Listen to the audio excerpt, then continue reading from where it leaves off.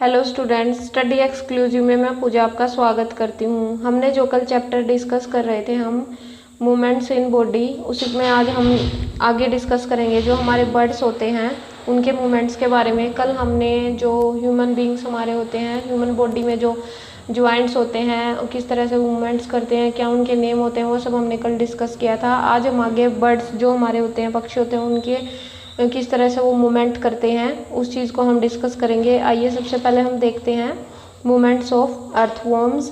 केंचुए जो हमारे होते हैं वो किस तरह से गति करते हैं वो हम सबसे पहले देख लेते हैं। The body of an earthworm is made up of many rings joint end to and.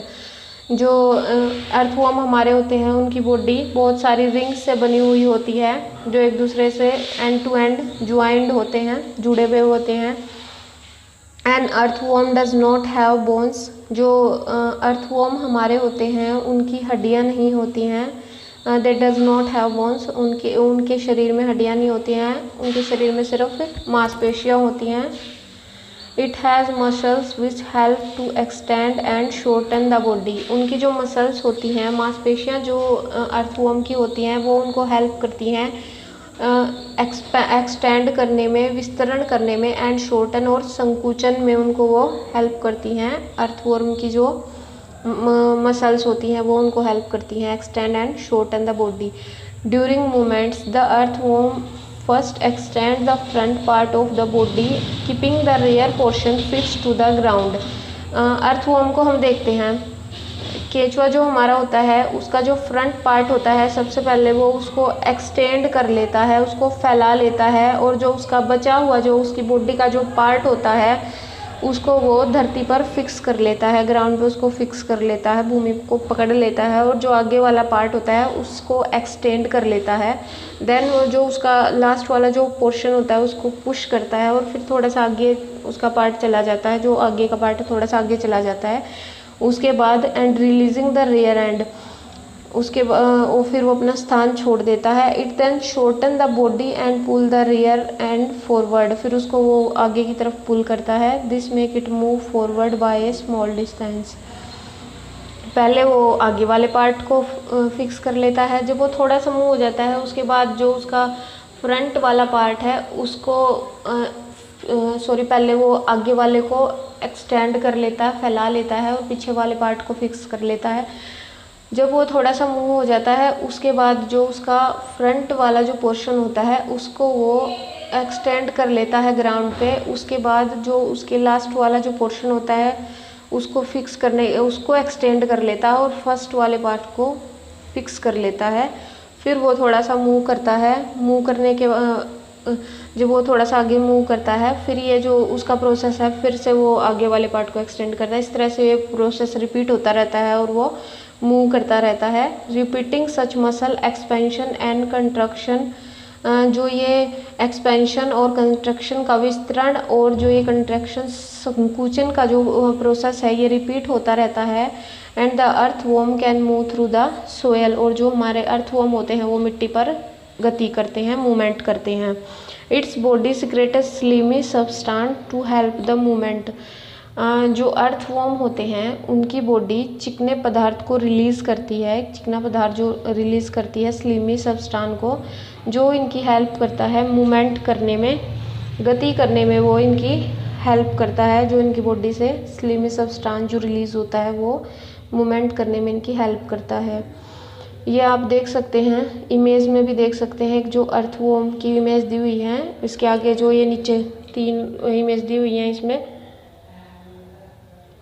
First वाली इमेज में जो इसने इसका फ्रंट वाला पार्ट है उसको फिक्स करके लास्ट वाले को एक्सटेंड कर रखा है। फिर ये थोड़ा सा मूव करने के बाद फिर लास्ट वाले को फिक्स करके फर्स्ट वाले को एक्सटेंड कर रहे हैं। फिर थोड़ा सा मूव करके लास्ट वाले को फिक्स कर रहा है, फर्स्ट वाले को एक्सटेंड कर रहा है। इस तरह से जो ये एक्सपेंशन और कंट्रक्शन का जो विस्तरण और संकुचन जिसको हम बोलते हैं, एक्सपेंशन मतलब फैलना और संकुचन होना मतलब सिकुड़ने का जो ये प्रोसेस इसका होता है, इसकी हेल्प से ये आगे मूव करता रहता है, मिट्टी पर मूव करता रहता है। और जो इसकी बॉडी से स्लिमी जो सब्सटेंस होता है जो मूव रिलीज़ होता है उसकी हेल्प से ये मूव करता है, वो जो सब्सटेंस होता है वो इसको हेल्प करता है मूव करने में। अब हम देखते हैं मूवमेंट इन स्नेल। स्नेल मतलब हमारा जो घोंघा होता है, घोंघे जिनको हम बोलते हैं, घोंघे किस तरह से गति करते हैं वो हम देख लेते हैं। Snail moves by structure come of it cell. जो हमारे स्नेल होते हैं उनका जो खोल होता है, उनके खोल से एक संरचना निकलती है।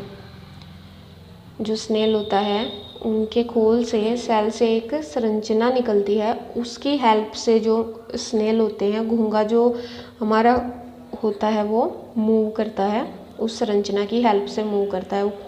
कई बार हमने सुना होगा कि घोंघा उसकी शेल की हेल्प से मूव करता है, पर वो सेल की हेल्प से नहीं, उसकी शेल से एक संरचना निकलती है, उसकी हेल्प से वो मूव करता है। This structure is known it's foot. इस संरचना को पाद बोलते हैं। Okay, this is made of स्ट्रंग muscle. जो हमारा घोंघा जो होता है वो मजबूत मांसपेशियों से बना हुआ होता है। किससे बना हुआ था हमारा घोंघा? मजबूत मांसपेशियों से बना हुआ होता है।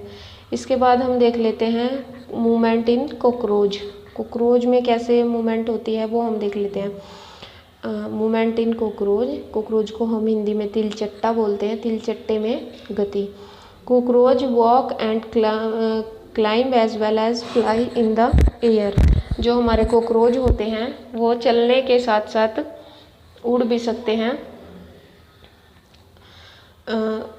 वो जो हमारा कॉकरोच होता है वो उड़ते तो हैं, चलते भी हैं साथ में, और जो हमारी दीवार होती है उन पे चढ़ते भी हैं, क्लाइंब भी करते हैं। कॉकरोच जो हमारे होते हैं, ये हमें ध्यान रखना है कि कॉकरोच क्या कर सकते हैं? उड़ सकते हैं, चल सकते हैं और उड़ सकते हैं, चल सकते हैं और दीवार पे भी चढ़ सकते हैं। They have 3 pairs of leg. तिलचट्टा जो हमारा होता है इसमें टांगों के 3 जोड़े होते हैं। This help in walking. वो इसके हेल्प करते हैं, वॉक करने में इसकी हेल्प करते हैं, चलने में। The body is covered with a hard outer skeleton. इनकी जो बॉडी होती है वो एक कठोरी बाहरी आवरण से ढकी हुई होती है। इनकी जो बॉडी होती है वो एक कठोर बाहरी कंकाल जो होता है उससे ढकी हुई होती है। This outer skeleton is made of number of plate joint together and that permits movement. जो ये आउटर स्केलेटन होता है, हार्ड आउटर स्केलेटन होता है, जो कठोर बाहरी आवरण होता है, वो किससे बना हुआ आता है? Large number of plates joint together. एक साथ आपस में जुड़ने वाली प्लेटों से वो बना हुआ होता है, जो उसको आगे मूवमेंट करने में, गति करने में उसको हेल्प करती हैं। क्या देखा? हमने देखा कि जो हमारा कॉकरोच होता है किससे, उसकी बॉडी किससे ढकी हुई होती है? हार्ड आउटर स्केलेटन से ढकी हुई होती है। आफ्टर दैट हमने देखा कि वो स्केलेटन किससे बना हुआ होता है? वो बना हुआ होता है large number of plates joint together. एक साथ जुड़ने वाली प्लेटों से वो बना हुआ होता है, जो उसको हेल्प करने, आगे गति करने में उसको हेल्प करती हैं। There are 2 pairs of wings attach to the body behind head. एक तिलचट्टे के शरीर में, सिर के पीछे, शरीर से जुड़े हुए उनके 2 पेयर्स होते हैं। कॉकरोच जो हमारा आता है उसकी बॉडी में सिर के पीछे शरीर से जुड़े हुए 2 जोड़े होते हैं पंखों के, जो उसको उड़ने में हेल्प करते हैं। The cockroach have distinct muscle, those near the legs move the legs for walking. जो कॉकरोच हमारे होते हैं उनमें अलग अलग मांसपेशियाँ होती हैं। कुछ मांसपेशियाँ जो उनके पैरों के नज़दीक होती हैं वो उनको चलने में हेल्प करती हैं।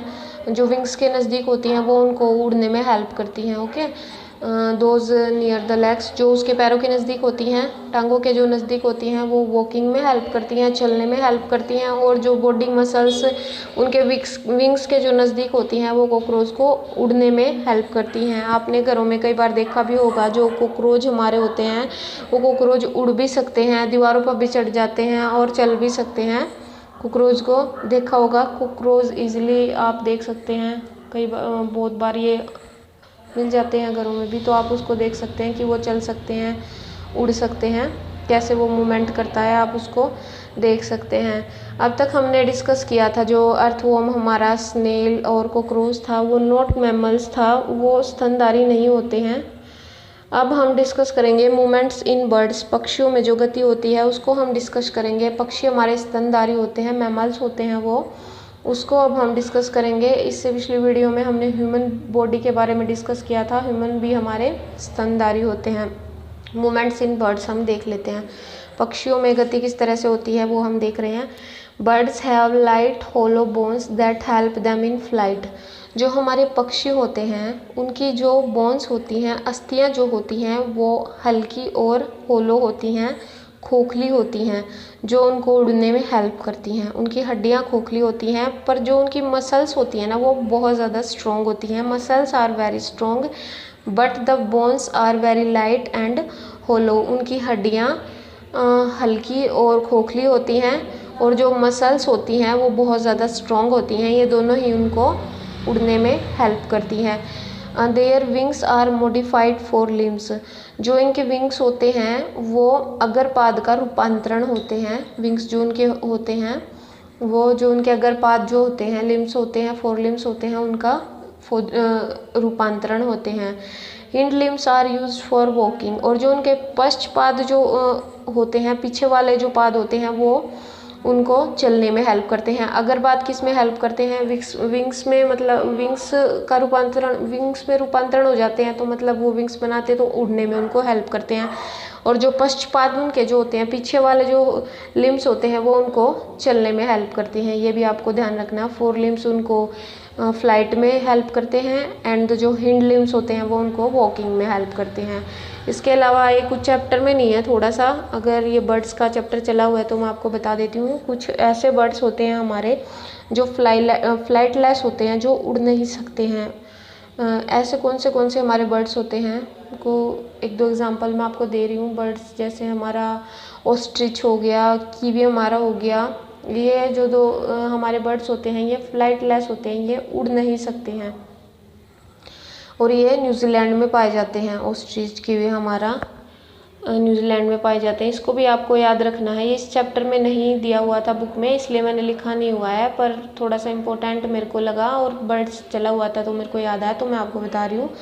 उसके अलावा जो हमारे ऑस्ट्रिच जो होते हैं इसके अंडे सबसे बड़े होते हैं। ऑस्ट्रिच के अंडे सबसे बड़े होते हैं। ओके, ये हमने क्या देखा स्टूडेंट्स, जो बर्ड्स हमारे होते हैं, पक्षी हमारे होते हैं, इसमें हमने मूवमेंट देखा। याद रखना है कि इसकी हड्डियां हैं जो वो हल्की और खोखली होती हैं, मांसपेशियां हैं इसकी जो वो स्ट्रॉन्ग होती हैं, और जो इसके फोर लिम्स होते हैं, अग्रपाद होते हैं, वो उसको उड़ने में हेल्प करते हैं, और जो हिंड लिम्स पश्चपाद जो होते हैं वो उनको चलने में हेल्प करते हैं। और ये जो इमेज में हमारा हमने दिखा हुआ था आपको, जो पक्षी जो हमारा होता है, बर्ड्स होता है, उसका स्केलेटन दिखाया हुआ है, इसको आप देख सकते हैं।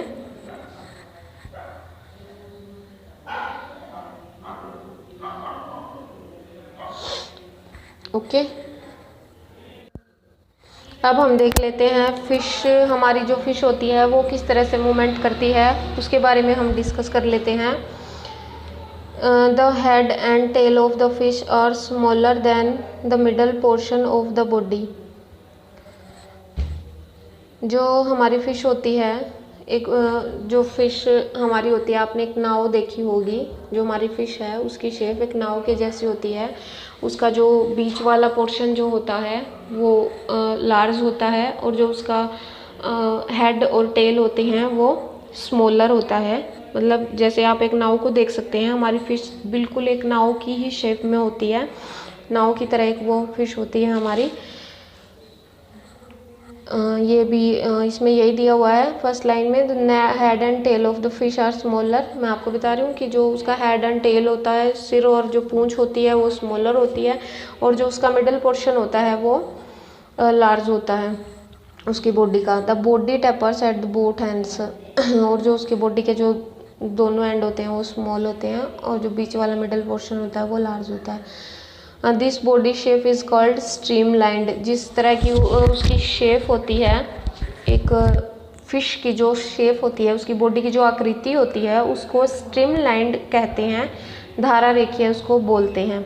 ओके, ये हमने देखा कि फ़िश की बॉडी की क्या शेप होती है। अब हम देख रहे हैं कि वो उसकी जो वो है जो वाटर में मूव कैसे करती है। The shape is such that water can flow around it easily and allow the fish to move in water.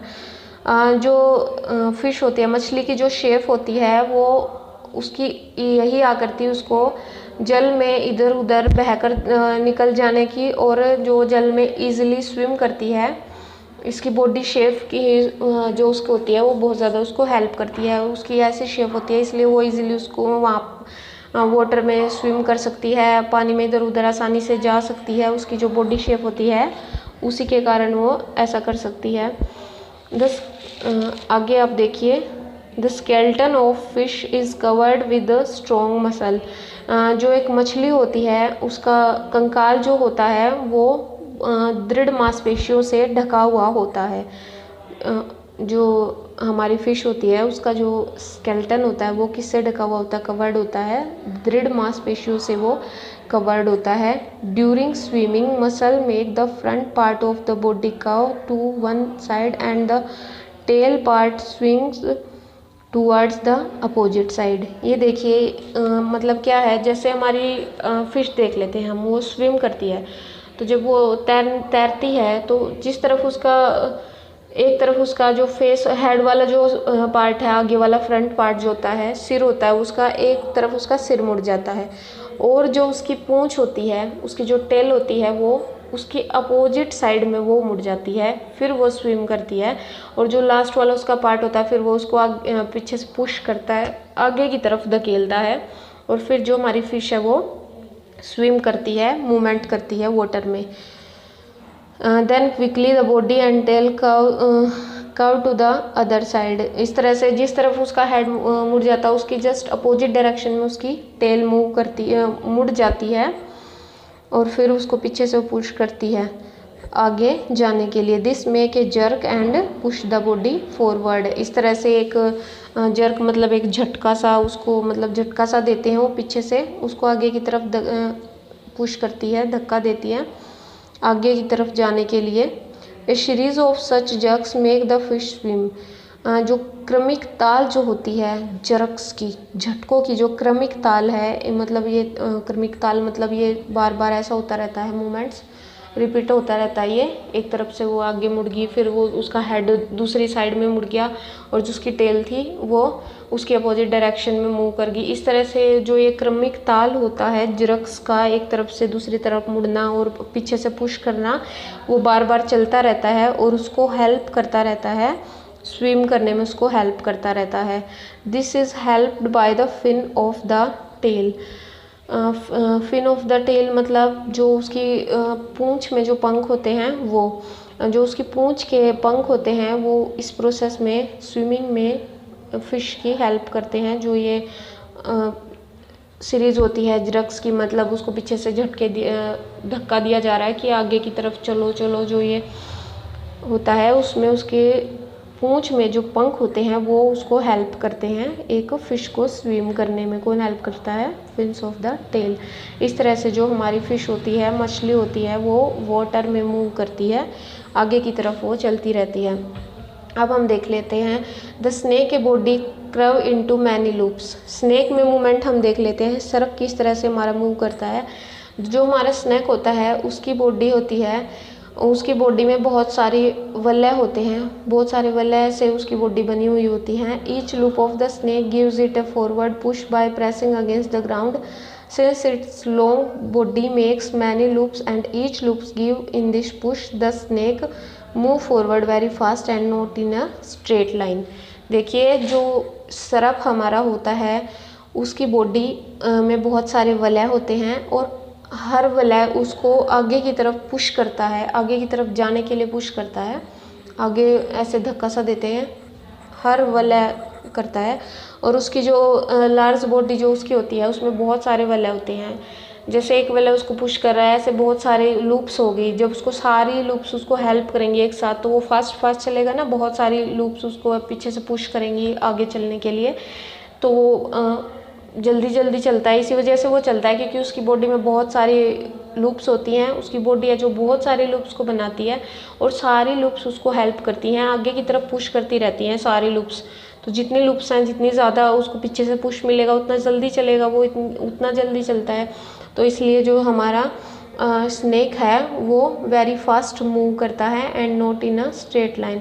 वो जल्दी जल्दी मूव करता है पर एक स्ट्रेट लाइन में मूव नहीं करता है। आपने कई बार सर्प को, सांप को चलते हुए देखा होगा कि वो एक लाइन में मूव नहीं करते हैं, ऐसे टेढ़े मेढ़े से चलते हैं। और इसके अलावा जो हमने फ़िश का जो हमने देखा था, जो हमारी फ़िश भी है वो भी एक रेखा में ऐसे मूव नहीं करती है। वो कैसे चलती है, जो हमारी फ़िश होती है वो भी जिगजैग मोशन में चलती है। जिगजैग मोशन में जो हमारी फ़िश है वो मूव करती है, और जो हमारे स्नेक होते हैं वो स्ट्रेट लाइन में मूव नहीं करते हैं, वो भी ऐसे टेढ़े मेढ़े से ही चलते हैं। ये हमने कुछ बर्ड्स होते हैं हमारे, जो उनके मूवमेंट के बारे में हमने डिस्कस किया। लास्ट वीडियो में हमने डिस्कस किया था जो ह्यूमन बॉडी होती है उसमें जॉइंट्स वगैरह जो होते हैं वो किस तरह से मूव करते हैं, क्या उनके नाम हैं, ये सब हमने डिस्कस किया था। अब हम थोड़ा सा ये समरी हमारी दी हुई है इस चैप्टर की, इसको हम डिस्कस कर लेते हैं।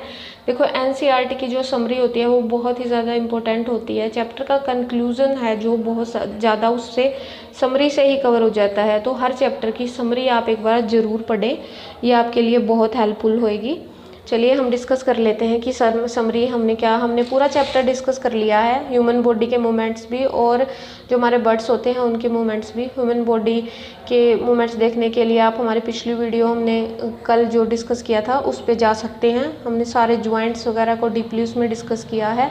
बर्ड्स वाले जो मूवमेंट है इस वीडियो में हमने पीछे डिस्कस किया है। अब हम थोड़ा सा क्विक रिविज़न कर रहे हैं, जो समरी हमारी चैप्टर की है उसको हम थोड़ा सा डिस्कस कर रहे हैं। इससे हमारा जो लास्ट वाला जो टॉपिक था वो रिवाइज हो जाएगा और जो इसमें हमने डिस्कस किया वो भी हमारा रिवाइज हो जाएगा। आइए देखते हैं।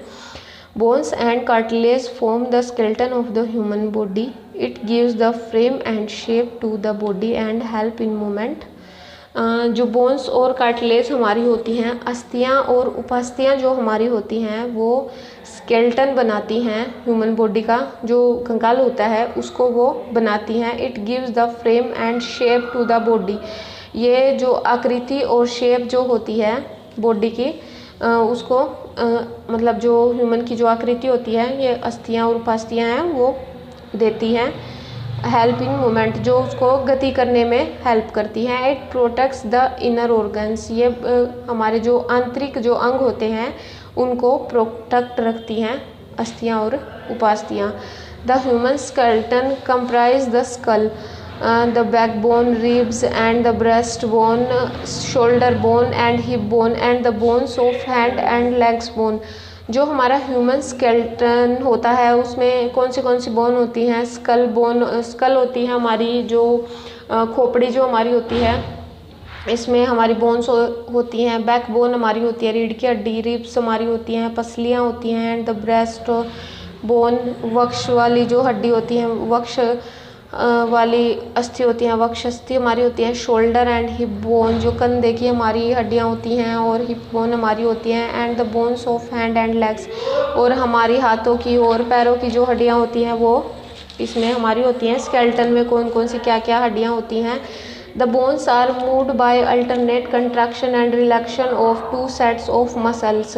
हमने कल देखा था जो हमारा बॉल एंड सॉकेट जो मतलब जो जॉइंट हमारा होता है उसके जो बोन्स होती हैं हमारी, the bones are moved by alternate contraction and relaxation of 2 sets of muscle. हमने देखा था जो हमारा हाथ होता है उसमें बाजू जो हमारी होती है, आर्म्स होती है, आर्म में दो हमारी जो सेट होता है मसल्स का, 2 मसल्स का सेट होता है वो एक साथ वर्क करती हैं। जैसे किस तरह से पहले एक वर्क कर रही है तो जो दूसरी हमारी है वो रिलैक्स होएगी, उसके बाद जब दूसरी हमारी मसल होती है जब वो वर्क करेगी तो जो पहली वाली मसल है वो रिलैक्स हो जाएगी। इस तरह से हमने वो विद इमेजेस हमने देखा था। इसको आप क्लियर करने के लिए हमारी पिछली वीडियो पर भी जा सकते हैं। The bone joints are of various kind depending on the nature of joint and direction of movement they allow. जो हमारी बोन होती हैं, जो बोन ज्वाइंट हमारे होते हैं, संधि हमारी जो होती हैं, जोड़ जो मतलब 2 हड्डियां जहाँ जुड़ती हैं उसको हम संधि बोलते हैं। वो अलग अलग तरह के होते हैं और उनका जो मूवमेंट होता है वो उनकी दिशा और प्रकृति का पर वो निर्भर करता है, उनका जो मूवमेंट होता है। ये हमने कल अच्छे से हमने सारे जॉइंट्स के नेम डिस्कस किए थे। जैसे हमारी स्कल होती है, उसमें जो जॉइंट्स होते हैं उसमें उनकी जो बोन्स होती हैं उनमें जीरो मूवमेंट होता है, उनमें कोई मूवमेंट नहीं होता है। इसके अलावा जो हमारा बॉल एंड सॉकेट जॉइंट, कंधे वाला, थाई वाला जो हमारा जॉइंट होता है उसको हम बॉल की तरह ऐसे चारों तरफ आसानी से घुमा सकते हैं। पर उसके अलावा जो हमारा और भी हमने जो जॉइंट डिस्कस किए थे, कौन सा जॉइंट कितना मूव कर सकता है, वो सब हमने डिस्कस किया था कल वाली में। नेक्स्ट है strong muscle and light bones work together to help the bird fly. ये जो स्ट्रॉन्ग मसल होती हैं, मजबूत मांसपेशियां और लाइट बोन्स, मजबूत मांसपेशियां और हल्की और होलो मतलब हल्की और खोखली जो हड्डियां होती हैं वो एक साथ वर्क करती हैं और जो बर्ड्स होते हैं, पक्षी होते हैं, उनको उड़ने में हेल्प करती हैं। They fly bye flapping their wings. जो पक्षी होते हैं फिर वो ऐसे अपने पंखों को फड़फड़ा के वो उड़ते हैं। Fish swim by forming loops alternatively. जो फिश होती हैं हमारी वो लूप्स जो वलय होते हैं उनकी शरीर के, उनकी सहायता से वो स्विम करती हैं, वलय बनाती हैं और उनकी सहायता से वो स्विम करती हैं।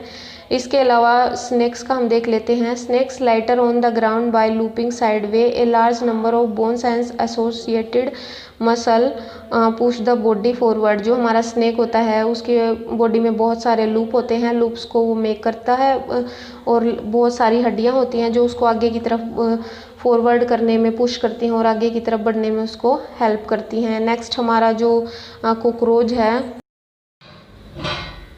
The body and legs of cockroach have hard covering form an outer skeleton. जो हमारी कॉकरोच तिलचट्टा होता है जो हमारा, उसकी बॉडी और लेग्स होती हैं वो एक कठोर आवरण से ढकी हुई होती हैं। The muscles of the breast connected with the 3 pairs of legs and 2 pairs of wings which help the cockroach to walk and fly। जो मसल्स होती हैं उनकी वक्षस्थल से जो कनेक्टेड होती हैं, वहाँ पे जो 3 पेयर्स उसके होते हैं पैरों के और 2 पेयर्स होते हैं विंग्स के, जो उसको जो लेग्स होती हैं, टांगे जो होती हैं वो उसको चलने में हेल्प करती हैं और जो पंख होते हैं वो उड़ने में उनकी हेल्प करती हैं कॉकरोच की। Earthworm move by alternate extension and contraction of the body using muscle. जो अर्थवॉर्म हमारा होता है वो विस्तरण और संकुचन की हेल्प से है उनकी जो बॉडी की मसल होती हैं उनको यूज़ करके वो मूव करता है। Tiny Bristol on the under side of the body help in gripping the ground. जो अर्थवॉर्म हमारा होता है उनकी अंत सतह पर जो सुक्त होते हैं टाइनी ब्रिस्टल्स जो होते हैं वो उनकी बॉडी की हेल्प करते हैं, भूमि को पकड़कर रखने में उनकी बॉडी की हेल्प करते हैं। Snails move with the help of a muscular foot. और जो हमारे घोंघा जो होता है स्नेल्स होता है वो मस्कुलर फुट की हेल्प से मूव करता है, पेशियापाद की हेल्प से वो मूव करता है। और वो किससे बनता है, उसकी शैल का जो स्ट्रक्चर होता है उससे वो बनता है। ये चैप्टर हमारा बॉडी मूवमेंट्स वाला कंप्लीट हो जाता है। ओके स्टूडेंट्स, अगर आपको ये वीडियो हेल्पफुल लगता है तो कृपया मेरे चैनल को लाइक, सब्सक्राइब और शेयर ज़रूर करें। और अगर कोई क्वेरी आपको है, कोई कन्फ्यूज़न है तो आप मेरे को कमेंट बॉक्स में बता सकते हैं। Okay, thank you students.